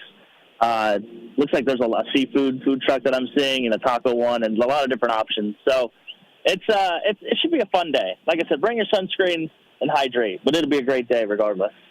You're making me hungry already, and it's only 9 a.m. Right. So. Well, Dalton, enjoy it. We look forward to having you back next week, and of course, talking a little bit more about how the weekend wrapped up and all the festivities that you got a chance to witness and be a part of, and enjoy round 2, enjoy round 3, enjoy Good Charlotte, and like you said, wear your sunscreen and hydrate. Oh, yeah, definitely will. And I turned 30 on Monday, so this is my last event as not an old man. So I'll definitely be enjoying it. Happy birthday, my dude. I didn't even realize. We'll have to do something. Good. Thanks, guys. I'll talk to you later. All right, sounds good. Thank you again for calling in. That was Dalton Cooper, of course, our usual co-host here on The Rise. We're going to switch things back over from the greens to the diamonds and talk a little bit more baseball. I just wanted to give a couple notes as we wrapped up Cubs. They will have games in St. Louis today and tomorrow, 6:15 and 6 p.m. respectively. That'll be on Fox and ESPN. It'll be Ray on the mound for the Cubs in this first game, and then Imanaga in the second game, before the Cubs continue on the road Tuesday through Thursday with 6:07, 6:07, and 2:07 p.m. starts against the Toronto Blue Jays, who have been red hot in the AL East. That first game is on TBS. But then next weekend, the Cubs will be back home, and they will be facing off against the Pittsburgh Pirates, a struggling team, but a team that did not trade Paul Skeens during the trade deadline. So do we see a Paul Skeens mound debut here in Chicago? I don't believe he's pitched against the Cubs here in Chicago yet. I don't believe so. Which is weird to me, but I believe that would be his first start. There is one spot open. Of course, we're a week out, and the rotation could change for both teams, but we're a week out, and that first Friday night game, that will include Colin Ray for the Cubs. There is no pitcher listed for the Pittsburgh Pirates. It's a 1:20 Friday patented start time over at Wrigley. That'll be on MLB Network. No, he did start against the Cubs last year in Wrigley. There was one last year. Okay, got you. Okay, May 17th. Oh, it was early on. Okay, yeah. That's what it was. Saturday, August 16th, will be on FS1. That'll be at 11 strikeouts. He went crazy. I do remember that game. Yep. Actually, I take it all back. So it'll be maybe his second start in Chicago. But that'll be a weekend series with Pittsburgh, all 1:20 start times. But one other baseball note, it'll be coming to the Chicagoland next weekend, and we got to head back over to the South Side. No, we already talked about the White Sox, but what we didn't talk about was the fact that Savannah Bananas will be headed to town. The show that goes on the road now, it is like everybody always says, the Harlem Globetrotters of baseball. Savannah Bananas, they are the ones that do those fancy tricks, but they can hit the ball as well. You'll sometimes see a little bit of showmanship in between pitches and in between innings. And if you make a catch in foul territory as a fan, it counts as an out. So banana ball rules are definitely unique. This will be Chicago's first taste of banana ball, both Friday and Saturday. I believe 7:30 p.m. start times for both games. And tickets, you had to join a wait list to get on this event as well, just like the Live Golf stuff going on in Bolingbrook this weekend. But listen, if you got on that wait list and you were able to buy tickets, definitely go. WRMN should be there in press format, so we should be there to be able to cover it. Fun. Still working out those details and seeing what that all entails, and then we will go from there. But I can't wait to get to see it up close and personal at the home ballpark, and of course here in Chicago will be great. I want to know what Chicago legends are going to come out and either throw a pitch, get an at bat. Obviously, we saw it was Andrew Jones for when they were over in Baltimore, I believe. Right. Yeah. So it'd be very interesting to see. I mean, what are we gonna get, like Jake Peavy? Or are we gonna maybe we get Is Mark Burley still in town? He could be. That'd be nice. Love get to see Burley him back pitch up an there. inning. Frank Thomas gets in that bat. That'd be fun. Frank Thomas would be unbelievable. I have yet to meet Frank Thomas and literally anybody from that 2005 White Sox team. You think Brzezinski gets the invite? I think so. I think at least gets invited. I don't know if he's going to show up for Banana Ball, but well, yeah, that's true too. He might kind of scoff at the idea, but I did run into him during that 05 weekend. I turned the corner after saying hello to the ESPN broadcast, and I'm coming out from the broadcasting booth, said hi to Gene Honda, and I turned the corner, and there's this big, tall guy. I almost ran into him. I'm like, oh, sorry, Mr. Brzezinski. And as I'm thinking about what I'm saying, I'm like, oh, that's AJ Brzezinski. That's a little bit surreal. But we'll see. I mean, I don't think they'd pull out a whole lot of Cubs legends just because I imagine that eventually they'll have games at Wrigley. Yeah, they usually keep it to whatever the ballpark is, whoever's team that is, they usually keep it there because I don't think they've done it in New York just yet, but I would think they're probably, if they're going to do it in like where the Mets play, they're probably not going to bring out Derek Jeter. So. Yeah, yeah, that's for sure. So we will have to see. I'm excited to go ahead and possibly cover that. That's not the only exciting baseball that isn't Major League Baseball going on in the Chicagoland area. How about the Cougars and the Boomers? The Cougars, after we jumped off the microphones last week, they went into a week in which they threw, once again, a combined no-hitter. Wow. So the Cougars have been on a roll. That was, of course, Jake Stevenson, Casey Crosby, and Jake Gazzo combined for the second combined no-hitter of the season for the Cougars. Of course, the Cougars are still struggling to get up in the division, but we'll see if that can change in the final stretch here leading into playoffs for the Miles Wolf Cup and the American Association. 100 hits, though, for Trendon Craig, so congratulations to him.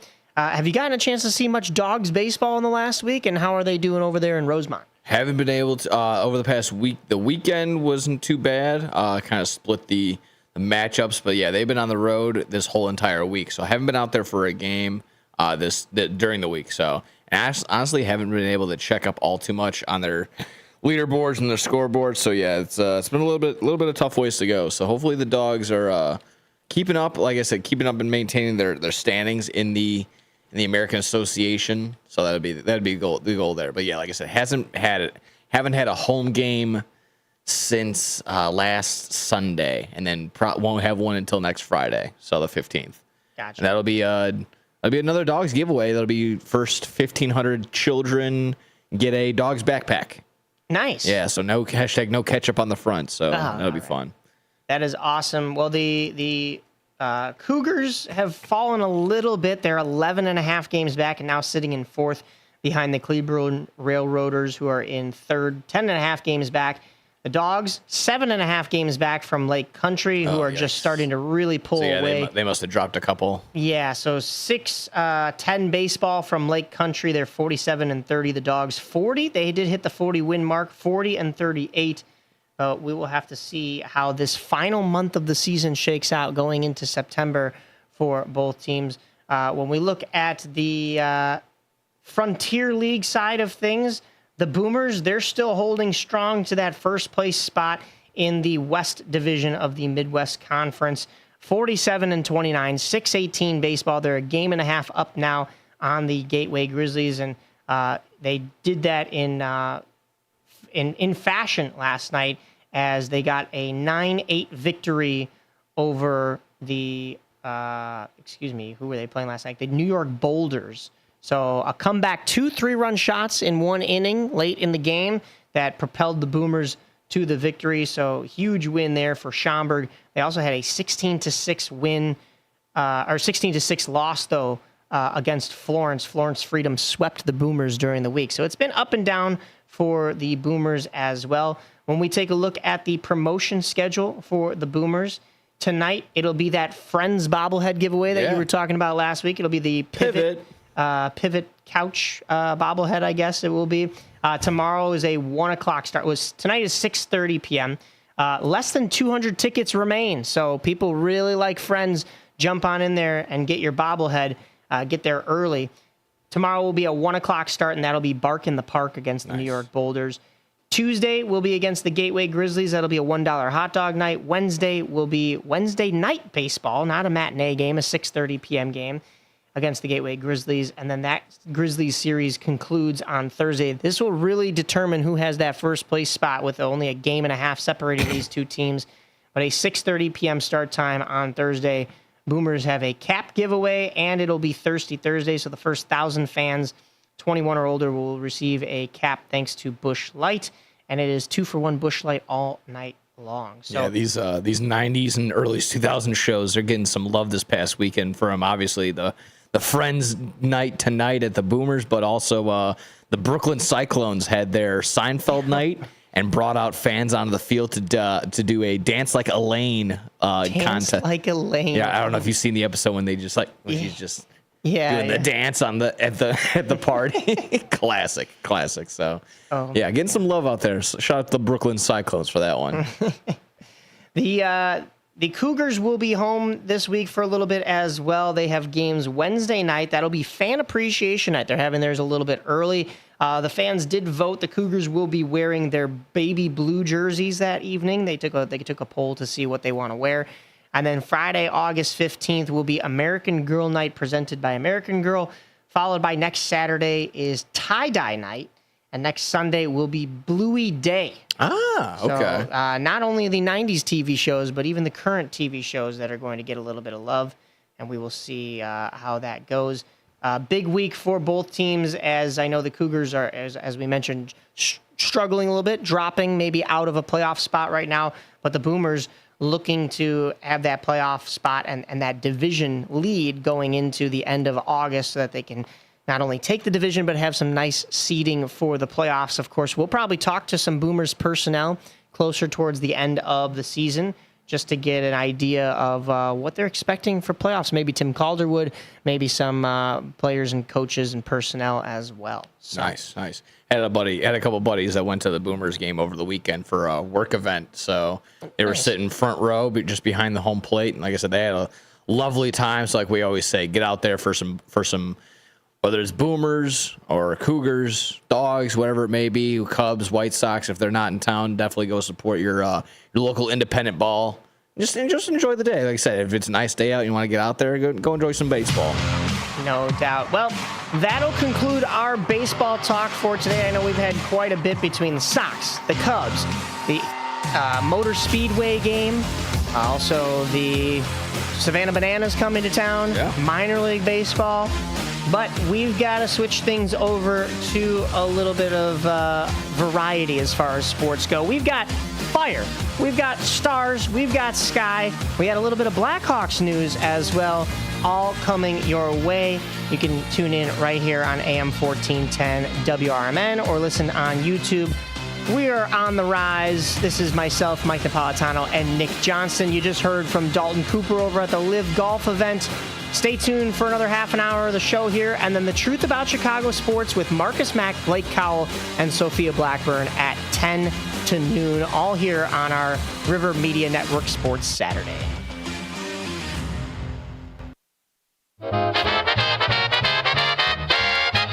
Kick off your weekend with a little flair.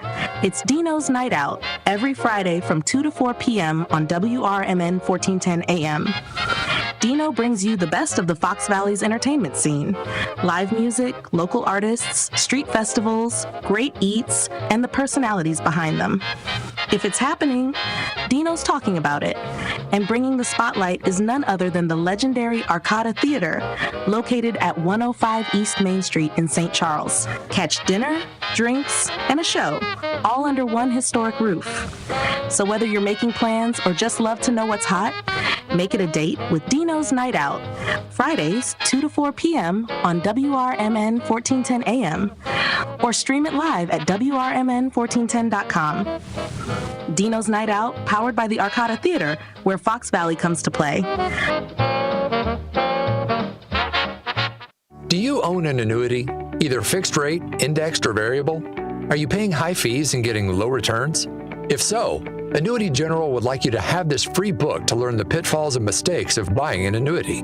The Annuity Do's and Don'ts for Baby Boomers contains the little-known truths about annuities, like how to help reduce your fees and increase retirement income. And it's free. That's right, free. As a bonus, we'll also throw in a free annuity rate report just for calling. We researched over 1,000 annuities and summarized rates and benefits from financially strong insurers. You get Annuity Do's and Don'ts for Baby Boomers and the Annuity Rate Report, both absolutely free for calling Annuity General today. Hurry, supplies are limited. Call now. 800-760-1845. 800-760-1845. 800-760-1845. That's 800-760-1845. Hi, I'm Ryan Blaney, a third-generation race car driver, and we dedicate a lot of our time to going as fast as possible. My grandpa Lou is the reason why my dad and I started racing, and I'm really proud to follow in his tracks. But when my grandpa was diagnosed with Alzheimer's, it was a very unexpected bump in the road for us. I've learned a lot on this journey with my grandpa Lou, and the memories of my grandpa will always be with me. It's important to notice if older family members are acting differently, experiencing problems with their memory, or having trouble with routine tasks. Talking about Alzheimer's can be really tough. But if you notice something, have a conversation with your loved one. Encourage them to see a doctor or offer to go with them. Early detection of Alzheimer's can give your family time to explore support services, make a plan for the future, and access available treatments. The Alzheimer's Association provides care, support, and research to help you take control of the situation with your family and manage the disease together. If you or your family are noticing changes, it could be Alzheimer's. Talk about seeing a doctor together. Visit alz.org/time to talk. A message from the Alzheimer's Association and the Ad Council. Are you looking to buy, sell, or trade something? Maybe clean out that attic or basement, or just make a little extra cash? Then don't miss Tradio on Out to Lunch with WRMN AM 1410. Weekdays at 12:30 p.m. Call in to let folks in the Fox River Valley know what you're looking for or what you've got to get rid of. It's easy, it's free, and it's a great way to connect with your community. Call in at 847-931-1410. That's 847-931-1410. If it's got to go, then let us know. Only on Tradio, here on WRMN AM 1410.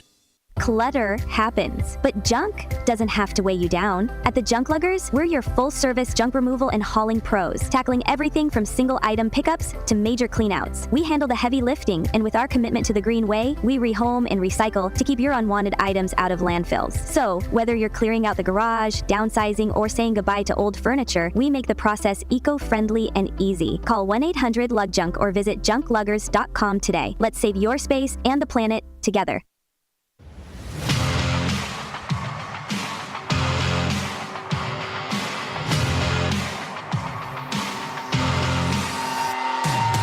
Welcome back to AM 1410 WRMN. You're listening to On the Rise. Myself, Mike Napolitano, and Nick Johnston joining me in the studio here. This is not going to be a fun segment. I'm just going to tell you that right now. We'll lighten the mood a little bit with some Blackhawks talk, but well, you can lie a little bit. It could be a little bit of fun, maybe. We'll try to make it fun, but things in the WNBA have been chaotic, to say the least, these days. Yeah. But it hasn't been great for the Sky here in Chicago. We last left off, I believe it was a 7-game losing streak. 1, 2, 3, 4, 5, 6. Yeah, 7 games. Well, after you and I spoke last Saturday, it was an 8-game losing streak after Sunday's home game against the Phoenix Mercury. 83-67 in that loss. The Sky did get back into the win column with a 78-64 win over the Washington Mystics at home on Tuesday night. But then at home on Thursday night against the Atlanta Dream, back into the losing column. 86-65, your final score. Rachel Banham had the high of 18 points in that one. Cardoso led in both rebounds and assists with 6 and 5, respectively.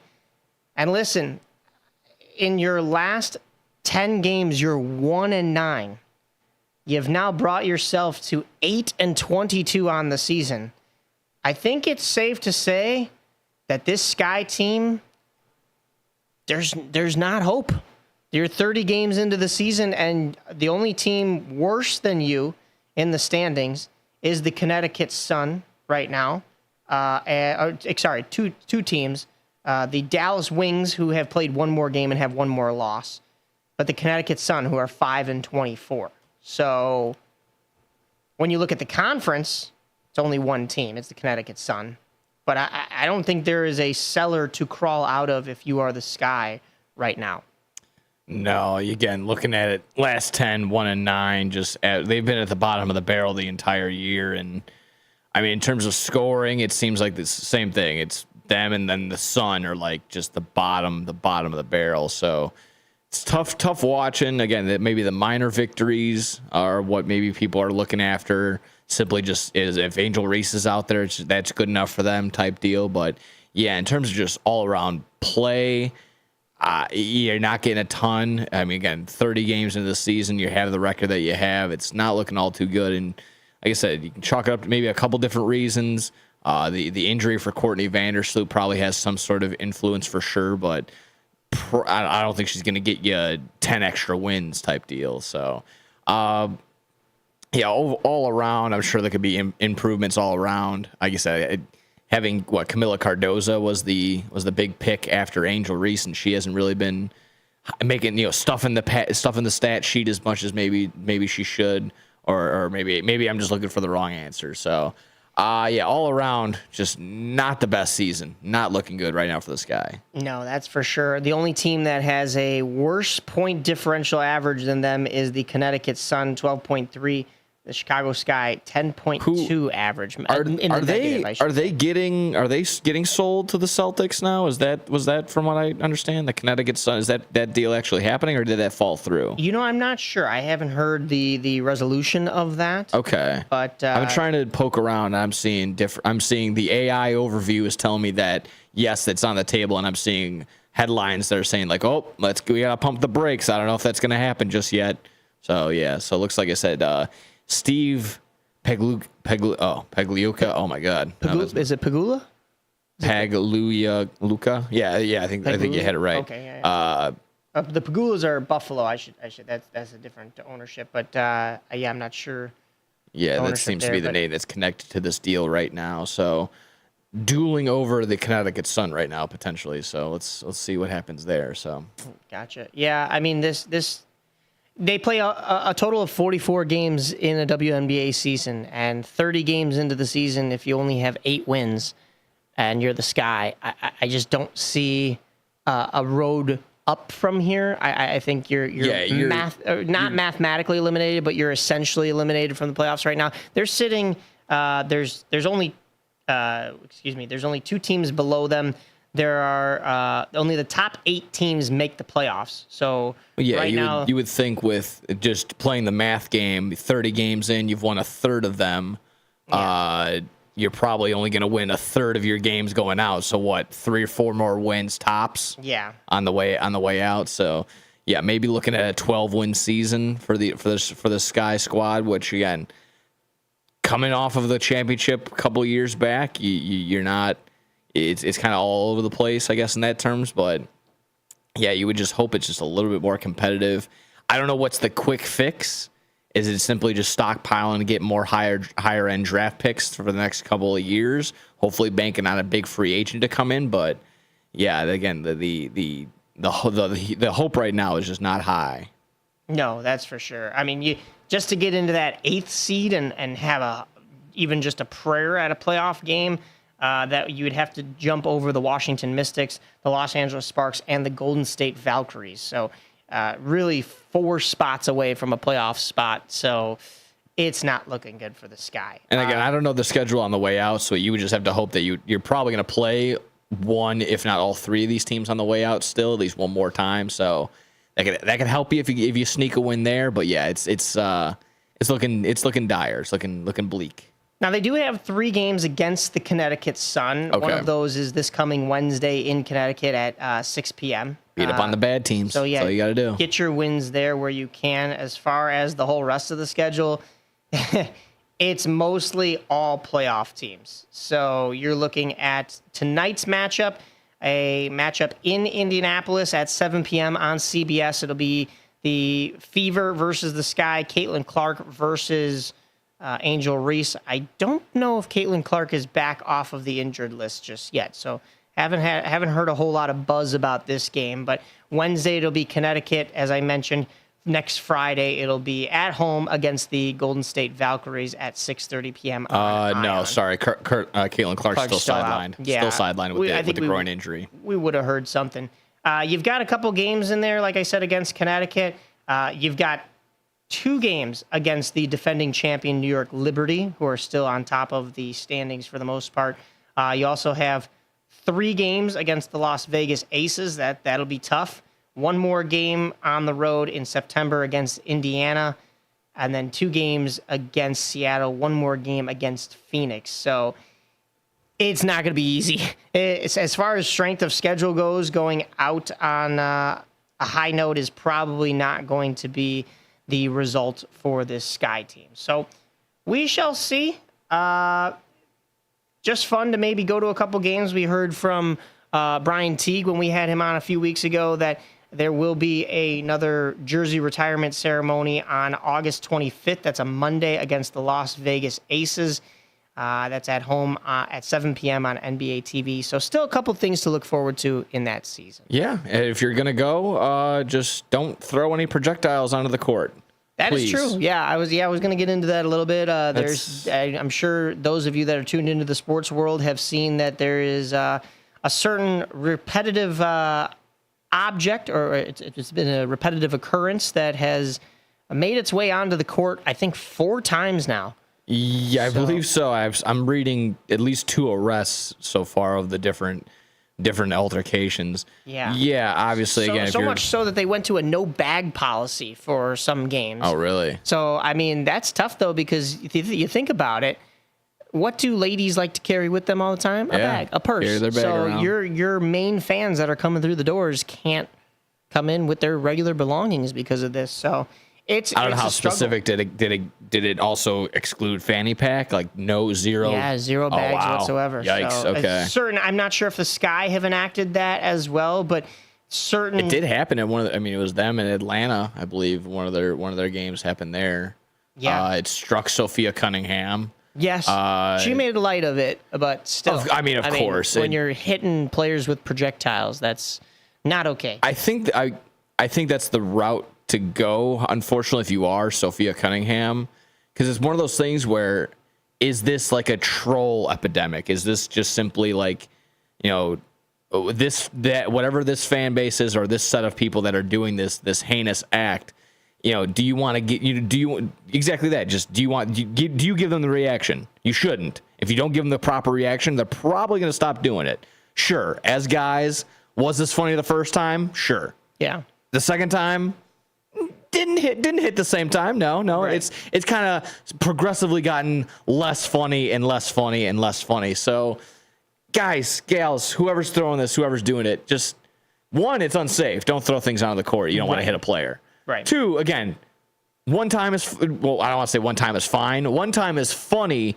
Anytime after that, you're getting a little hacky. You're getting a little hacky. So I don't want to say come up with something else, because I don't want anything else to be thrown on the court. No, yeah. But come up with something different if you want to. I don't know, be funny or be a different fan. I don't know. Like I said, this is safer too. Yeah, that too. Above all else, again, this has been crazy. That this is even one. It's even funnier to me that there's different offshore betting sites that are like, oh, what's the next color of of said flying projectile that is used for different sorts of pleasure, but keep that in the bedroom, not on the basketball court. right, indeed. So, I said it wasn't going to be a fun segment, and it wasn't, but we got through it for the most part. One other note. Do better. Yeah. Just simply do better. Come on. One other note for the ladies that I want to run down is the Chicago Stars FC switching over to the pitch for soccer side of things. They will be back in action tomorrow at 1 p.m. at home at SeatGeek Stadium against Bay FC. And they don't have another game until, oddly enough, a Monday in Seattle next week, the 18th, to face the Seattle Reign FC at 9 p.m. So that'll be an interesting one. But it's good to see women's soccer, NWSL, back in action. And then as far as it goes for the Fire, we had not a whole lot of news coming out of Fire this past week because it was a bit of a bye week. Not so much of a bye week. I misspoke. It's just that their game isn't until this evening. So it feels like it's been a little bit of a stretch since we've talked Fire. And that is because, of course... Oh, no, I'm wrong. It was a bye week last week. LAFC will be the next game. That'll be tonight. The Chicago Fire will be in action at home at 7:30 p.m. to take on LA. So that'll be good. Next Saturday, the 16th, it'll be at home to take on St. Louis City SC. which that's also at 7:30 p.m. at Soldier Field. If we weren't at Savannah Bananas, I'd be there to see the brand new St. Louis team. That'll be interesting to see. But that'll really conclude the games at home for the Fire here in August. So get out there to Soldier Field while you can before it starts to get taken over by the Bears. Bear down, and then the Bears. Fire will be back in action. In fact, actually, let me double check this. I believe one of these games, it may even be today's, is happening. Yeah, it's actually today's. I misspoke. Is at SeatGeek Stadium. So the Fire will be at home, but at SeatGeek ahead of the ladies, the Stars being at SeatGeek tomorrow. So that is your soccer rundown for the week. And then I guess the only other thing I have is yesterday it was declared by the city of Chicago that August 8th, 8/8, will now be known as Patrick Kane Day. There was an event, you could have bought tickets, I believe it was a charity event, to meet and greet with Patrick Kane. There was an event at Johnny's Ice House. You saw Patrick Kane's son and Alex DeBrinket's son dropping the gloves on the ice. They're both, I think, maybe 3 years old at most, so it was cute to see. But it was at Johnny's Ice House. There were a couple things, I believe, at Fifth Third Arena, and it actually continues into today. There was like a special dinner last night, maybe an autograph signing, and I believe it's a 2-day event, so there's something else going on today. But Patrick Kane has been on both Barstool Radio and then also, who else was he on? Was he on ESPN 1000, I believe? Talking about, and the Blackhawks Breakaway podcast with former guest of the show, Charlie Roumeliotis, friend of the show, and Pat Boyle. So he got a chance to kind of talk about his tenure here in Chicago, give his thoughts on both Jeff Blashill, who he was coached by with the USA team, and then also his thoughts on Connor Bedard and the future of the Blackhawks. He said, quote, Connor Bedard and Frank Nazar could be the next 1-2 punch like it was him and Jonathan Toews. So that should be interesting to see if that plays out that way, especially he kind of compared it to the fact that he and Toews didn't always play on the same line. So if Bedard and Nazar can kind of find their own play styles and add some depth to this Blackhawks roster, you could see them getting split up and doing their own thing to give this Blackhawks team a little bit more added depth. The added depth for the Blackhawks came in the extension of Arvid Soderblom, 2 years for the goaltender. So Blackhawks shoring up their crease for this next season and beyond. So we'll see how that fares for Soderblom, who had a really bad season the year before, but kind of picked it up last year and proved that he can stay at this NHL level. But there is a little bit to go in the pipeline. Of course, you have Spencer Knight, who should be your starter this year. And then, of course, Drew Comesso, who a lot of fans are expecting should rise through the ranks shortly here as well. I wanted to ask Brandon Combs a couple questions about his Cubs, especially regarding the trade deadline. Mm-hmm. But he's not here to ask them. No. I'll ask you, though. Okay. I'll put on my Brandon hat. Are the Chicago Cubs the new Chicago Bulls? Ooh, okay. Because in what regard? Because they bring in the attendance, they bring in the money, they bring in the revenue, they have the money, they have the revenue, and yet they don't spend on players in crucial moments when they need to. It feels like they drop the ball at crucial times, like this most recent trade deadline for the Cubs. The fans have this outcry, but the fans will still go to the ballpark or still go to the arena and watch this team. And this team will continue to stay in those mid-levels. I mean, yes, I know the Cubs are well above 500 and still in a playoff spot and a wild card spot, but in an opportunity to really take the division back from the Milwaukee Brewers, it feels like the Cubs have dropped the ball here. So they might just kind of tread water and barely take on that wild card spot and could be an early playoff round exit, which sounds awfully familiar for a team who makes the play-in round every single year and is an early exit. Oh, 2 more games, a little bit of extra revenue for Mr. Jerry Reinsdorf and the Chicago Bulls, and Michael Reinsdorf, who is kind of taken over there as well. Is this the same case for Jed Hoyer and the Ricketts and the Cubs? Oh, a couple extra playoff games, but no real actual shot at a title. I can see where the similarities can pop up and kind of rear their ugly head type deal. I mean, it's interesting to know that. I mean, there just hasn't been a big free agency move for the Bulls in a while, so that's probably my only only way of saying, hold that back on the complete comparison right there. But I have made note, whether it was jokingly or, actually halfway serious and actually full way serious, I'll be honest. There are Cubs fans that go to the games, obviously, to support their team, to support their club, watch their ballpark, or watch their team win and try and compete in this playoff race. Then I believe they're just fans of Wrigley Field. They're people that there are the people that just want to go to a game. Like, you know what? Hey, I don't really care about baseball. I just want to. It's a Wednesday morning. I'm not going to work today. Let me just go ahead and pull on up. If it's a 1:20 start, don't mind me. Gonna go get some ballpark franks and a couple brews in me.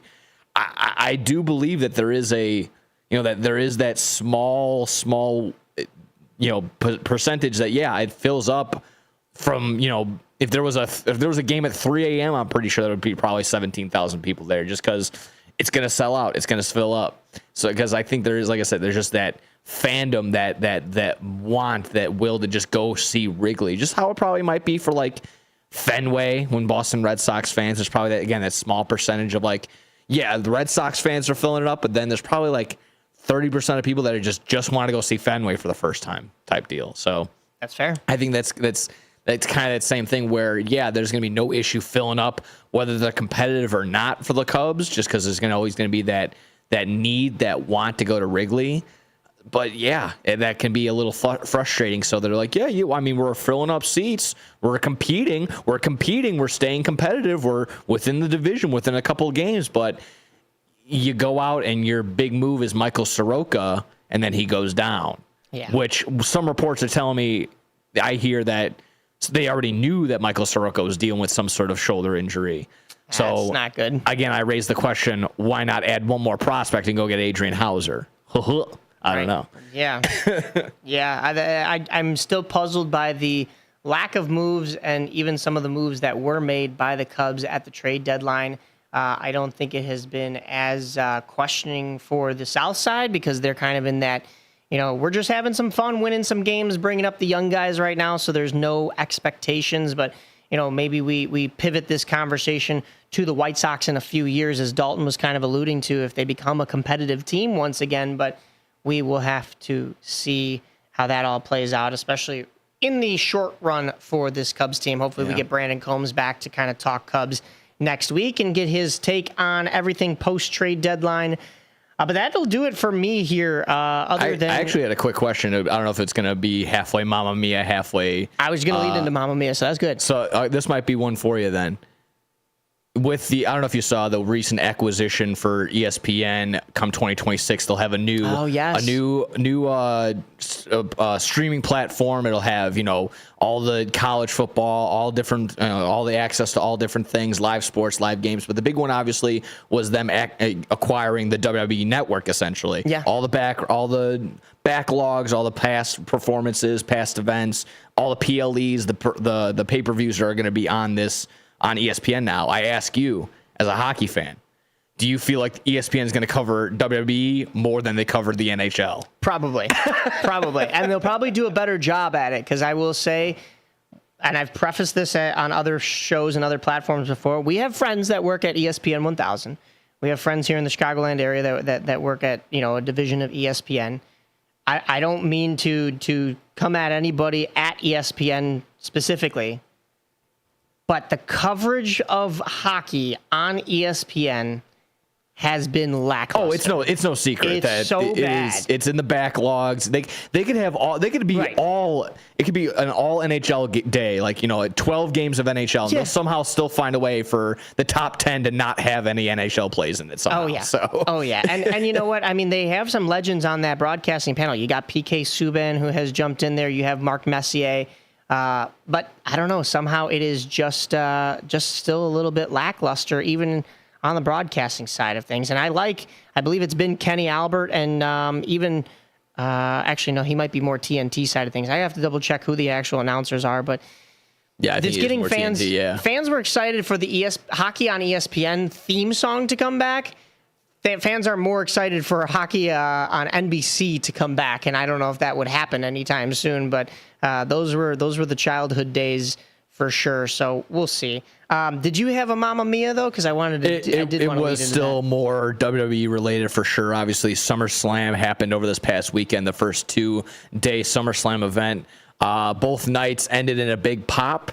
One of them was the Seth Rollins cash in, which was big. It was cool, fine, big moment there. But then the more controversial side of bringing back Brock Lesnar. I don't know if you know, involved in the Janelle Grant civil suit that's going on between herself and the WWE / Vince McMahon. So he was named, Brock Lesnar was named in that 44 times. Again, don't want to get into too many details of it, so go ahead and educate yourself if you need be. But like I said, very, very questionable for the WWE to bring back Brock Lesnar, whether he's done the deed that was said to do or not. Just why would you not just wait is my question. So. Yeah.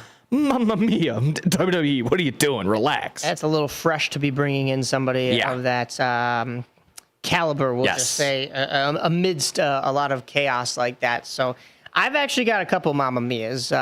My first Mamma Mia I will have to go with is, and they all just kind of flew out of my head. But though the first one is, I did talk to Tilo, and we talked to Tilo on the show last week, and my Mamma Mia is that there aren't more boxing events here in Chicago, because he said it was great. He got to cover it. It was amazing. So bring more boxing here to the Chicagoland area. I guess my other Mamma Mia would have been that ESPN hockey coverage. So you could throw that in there. And I'll give a third Mamma Mia. Mamma Mia for how hot it is in this studio right now. Yeah, it's not to call ourselves out here, but I don't know if somebody didn't pay the air conditioner, the AC. Maybe the AC's broken, but yeah, it could have blown out. So hot in here. We've got a couple of fans going, and for you fans, thank you for tuning in. Love to hear from you. Feel free to send your chats in the YouTube or on our message board. You can contact us, but we're going to be jumping off here today. We'll get to those next week. Next up is The Truth About Chicago Sports with Blake Cowell, Marcus Mack, and Sophia Blackburn. Stay tuned right here on AM 1410 WRMN. Blow the whistle, 5 p.m.